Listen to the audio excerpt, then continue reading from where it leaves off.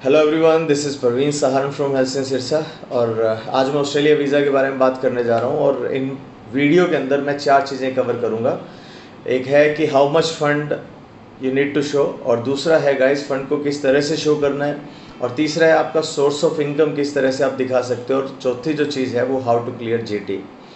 तो वीडियो थोड़ी सी लंबी हो सकती है, लेकिन इसको जो बच्चे फ़ाइल लगाने वाले हैं या जो आगे प्लान कर रहे हैं, जिन्होंने फ़ाइल लगानी है या जिन्होंने लगा रखी है, उनको भी थोड़ी इन्फॉर्मेशन मिल जाएगी। तो आप इस वीडियो को लास्ट तक ज़रूर देखें, और हो सके तो चैनल सब्सक्राइब ज़रूर कर लें। तो पहली बात करते हैं गाइस, हाउ मच फ़ंड जो है वो आपने शो करना है। पहला जो फ़ंड जो है वो गाइस ऑलमोस्ट 30 लाख रुपीज़ है, जो आपने 3 मंथ्स ओल्ड शो करना होता है। ये सारी की सारी रिस्पॉन्सिबिलिटी अब एम्बेसी ने यूनिवर्सिटीज़ को दे रखी है। यूनिवर्सिटीज़ आपके फ़ंड वेरीफाई करती है आपके कंसल्टेंट के थ्रू, और आपको जो जो वो एविडेंस दिखाने के लिए बोलते हैं वो सब, जैसे आपको बैंक स्टेटमेंट दिखानी पड़ती है, बैंक बैलेंस सर्टिफिकेट आपको प्रोड्यूस करना पड़ता है, या एफडी वगैरह जो है वो आपको सब कुछ आपको दिखाना पड़ता है, जिसके अंदर 3 महीने पुराना फ़ंड जो है। अब पहले कंसल्टेंट क्या करते थे और अब कंसल्टेंट को क्या करना पड़ रहा है गाइस। पहले क्या होता था कि 30 लाख रुपए इस तरह से शो किया जाता था कि 22 लाख रुपए या 25 लाख रुपए के आसपास आपका 3 मंथ्स ओल्ड फंड शो करवाया जाता था, और बाकी जो फ़ी थी वो करंट जो आपके सेविंग में पड़ी है, आज डाली और कल उसको ट्रांसफ़र कर दिया। लेकिन मेरे एक स्टूडेंट के साथ कुछ ऐसा हुआ कि मडोक यूनिवर्सिटी जो है, उस यूनिवर्सिटी ने 3 महीने पुराने फ़ंड किए हम लोगों ने 22 लाख रुपीज़, लेकिन उन्होंने बोला कि बाकी का फ़ंड भी 3 मंथ्स ओल्ड होना चाहिए। तो बच्चे का टाइम जो है वो 3 मंथ्स के बजाय अब 6 मंथ लग गया जी। तो अब ये एक मैंने एक्सपीरियंस किया, पर्सनल लेवल पे एक्सपीरियंस किया है जी। तो आप 30 लाख रुपीज़ जो फ़ंड है वो 3 मंथ्स ओल्ड शो करें। और ये फ़ंड जो है वो किस तरह से आप शो कर सकते हैं। एक तो आप एफडी है जो वो उसमें शो कर सकते हैं, और फ़ंड जो है वो आप सेविंग अकाउंट में शो कर सकते हैं। करंट अकाउंट में जो फ़ंड है गाइस, उसमें थोड़ी सी प्रॉब्लम आ सकती है अगर आपके फादर को बिज़नेस के अंदर है। तो मैं तो आपको स्ट्रांगली रिकमेंड करूँगा या तो एफडी की फॉर्म में हो, और एफडी भी 100% एफडी ना हो, क्योंकि कुछ एक यूनिवर्सिटीज़ जो हैं वो ये बोलते हैं कि आप फ़ंड ट्रांसफ़र करें, फिर एफडी तोड़वानी पड़ती है, फिर उसके बाद सेविंग में से आप ट्रांसफ़र करेंगे, उसमें टाइम लगता है जी। तो हो सकता है कि आपको थोड़ी और तरह की प्रॉब्लम भी आए उसके अंदर। तो कुछ अमाउंट जो आपकी फ़ीस जितनी आपने डिपॉज़िट करनी है, वो अमाउंट एटलीस्ट आपके पास सेविंग के अंदर होना चाहिए, बाकी आप एफडी करवाओ। अच्छा, एफडी के अलावा भी आप बैंक से 75 टू 80% जो है वो आप लोन ले सकते हैं। लोन लेने के लिए आपकी कंडीशन रहती है कि आपके पास शहरी प्रॉपर्टी होनी चाहिए। तो शहरी प्रॉपर्टी है उसके ऊपर आपको लोन मिल जाता है 15 से 20 लाख रुपए, क्योंकि ऑस्ट्रेलिया एक ऐसी कंट्री है जो आपको ग्रेजुएशन या पोस्ट ग्रेजुएशन के अंदर एडमिशन दे रही है। तो ग्रेजुएशन और पोस्ट ग्रेजुएशन के अंदर आपको बैंक से अच्छा खासा लोन मिल जाता है, 15 से 20 लाख रुपया मिल जाता है अगर आपका आईटीआर जो है वो बहुत स्ट्रॉन्ग है तभी।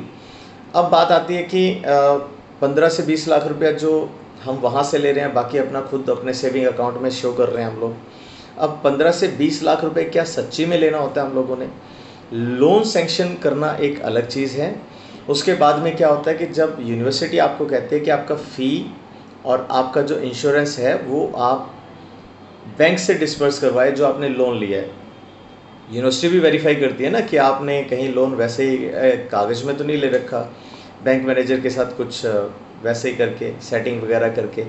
तो ये चीज़ें धीरे धीरे करके उन लोगों को पता भी लग रही है। तो इसीलिए आपके 15-20 लाख रुपए ट्रांसफ़र नहीं होने वाले यहाँ पे।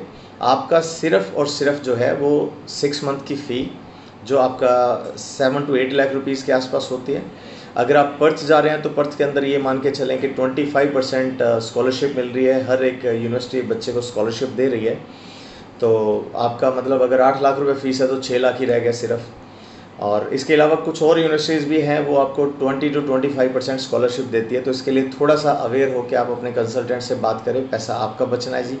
25% का मतलब ये हो गया कि 8 लाख के पीछे आपके 2 लाख बचते हैं सीधे के सीधे। अब बात आती है जी कि ये तो हो गया कि आपने किस तरह से फंड शो करना है। आप एफडी, आप सेविंग अकाउंट, और इसके अलावा गाइस आप जो है लोन ले सकते हैं। फिर है इसके लिए सोर्स ऑफ इनकम क्या होना चाहिए आपका गाइस।